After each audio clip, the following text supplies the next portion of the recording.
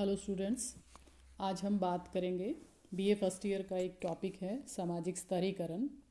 उसके अर्थ, स्वरूप और सिद्धांतों के बारे में हम बात करेंगे।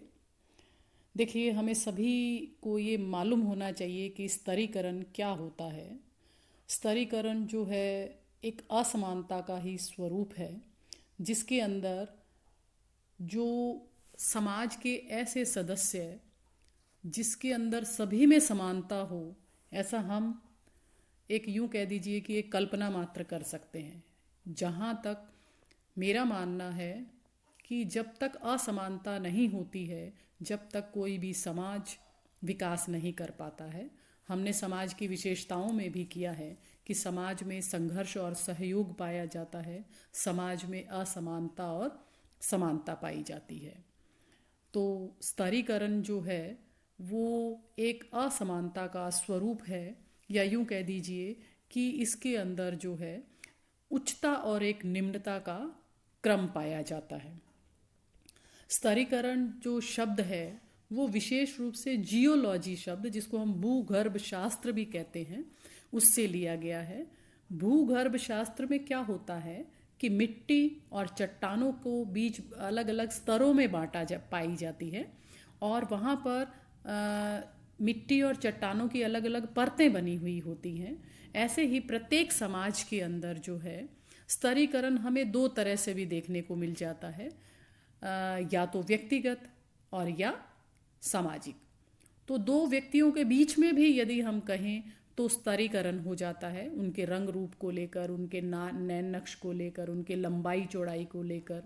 और इसी तरीके से यदि हम समाज की बात करते हैं तो समाज में स्तरीकरण कैसे होता है, कार्यों को लेकर, धर्म को लेकर, रुचि, संस्कृति आदि से हम उनका स्तरीकरण देख सकते हैं। तो अब हम यदि एक परिभाषित रूप से कहें कि स्तरीकरण क्या है, तो स्तरीकरण समाज के समूह के जो सदस्य, मतलब उस समाज में रहने वाले सदस्यों के बीच में एक विभिन्न प्रकार का उच्चता और निम्नता का क्रम होता है। ठीक है, अब हम बात करते हैं कि स्तरीकरण को भिन्न भिन्न विद्वानों ने किस किस तरीके से परिभाषित किया है। तो सबसे पहले जो हम बात करते हैं वो जिसबर्ट की है। जिसबर्ट कहते हैं कि सामाजिक स्तरीकरण समाज के उन स्थायी समूहों अथवा श्रेणियों का विभाजन होता है जो आपस में श्रेष्ठता और अधीनता के संबंधों पर संबंधित होते हैं। ठीक है, इसी तरीके से रेमंड मूरे कहते हैं कि स्तरीकरण उच्चतर और निम्नतर सामाजिक इकाइयों में समाज का क्षैतिज विभाजन होता है। इसी तरह से हम पार्सन्स को देखें तो पार्सन्स कहते हैं कि किसी भी समाज में व्यक्ति जब ऊंचे से नीचे क्रम विन्यास में विभाजित होते हैं तो वो जो है वो स्तरीकरण कहलाता है। तो यदि हम इन परिभाषाओं के आधार पर देखें तो स्तरीकरण क्या है कि सामाजिक स्तरीकरण समाज द्वारा जो विभिन्न समूह होते हैं उसमें उच्चता और निम्नता के समूहों में विभाजित होता है। और ये समूह क्या होते हैं, आपस में जुड़े हुए होते हैं, और ये जो समूह है वो समाज में एकता को कायम करते हैं। अब हम बात करते हैं कि स्तरीकरण की क्या क्या विशेषताएं हो सकती हैं। तो कुछ विशेषताएं आपको मैं स्क्रीन पर दिखा रही हूँ। देखिए, सबसे पहली हम बात करेंगे कि सामाजिक स्तरीकरण में उच्चता और निम्नता का क्रम पाया जाता है। जो मैं अभी तक आपसे यही कह रही कि हर समाज में स्तर बने होते हैं, चाहे वो जाति को लेकर बने हों, आयु को लेकर बने हों, धर्म को लेकर बने हों, तो अलग अलग तरह के उच्चता और निम्नता का क्रम पाया जाता है। सामाजिक स्तरीकरण की जो प्रकृति होती है वो सार्वभौमिक होती है, मतलब ये प्रत्येक समाज में पाया जाता है। यदि हम पुराने समाज से लेकर आज तक के समाज की भी कल्पना करते हैं तो ऐसा कोई भी समाज नहीं है जिसमें स्तरीकरण नहीं होता है। इसके आधारों और स्वरूपों में हम अलग अलग अंतर देख सकते हैं, किंतु सामाजिक स्तरीकरण सभी जगह विद्यमान होता है। नेक्स्ट हम बात करते हैं कि सामाजिक स्तरीकरण पुरातन प्रक्रिया है।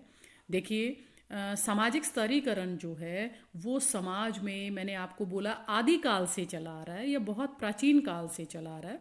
प्राचीन समय में इसके जो आधार हुआ करते थे वो आयु, लिंग, शारीरिक शक्ति, जन्म आदि हुआ करते थे।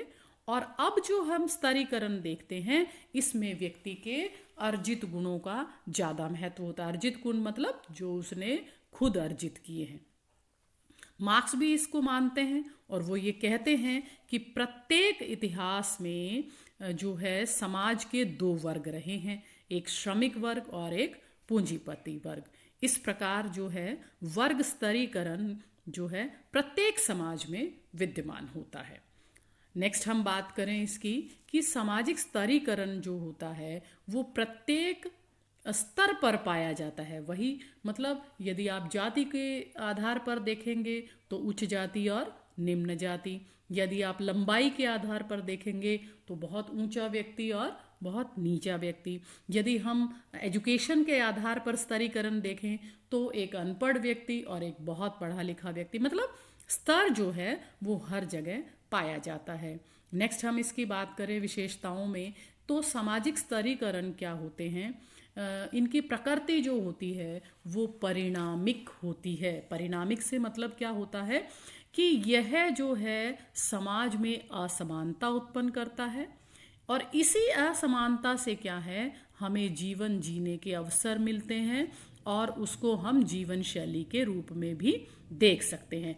प्रत्येक समाज में व्यक्ति के जीवन जीने के अवसर और शैली अलग अलग तरह की होती है।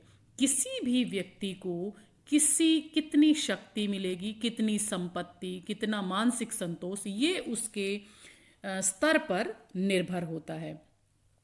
तो विभिन्न स्तरों पे यदि हम देखें तो मृत्यु दर, लंबी आयु, शारीरिक और मानसिक रोग, संतानों की संख्या, वैवाहिक संघर्ष, तलाक, पृथकता आदि के अंदर जो है वो भिन्नता पाई जाती है। तो ये कुछ विशेषताएं थी जो सामाजिक स्तरीकरण को प्रदर्शित करती है और इसी के आधार पर जो है हम सामाजिक स्तरीकरण को परिभाषित करते हैं। Thank you.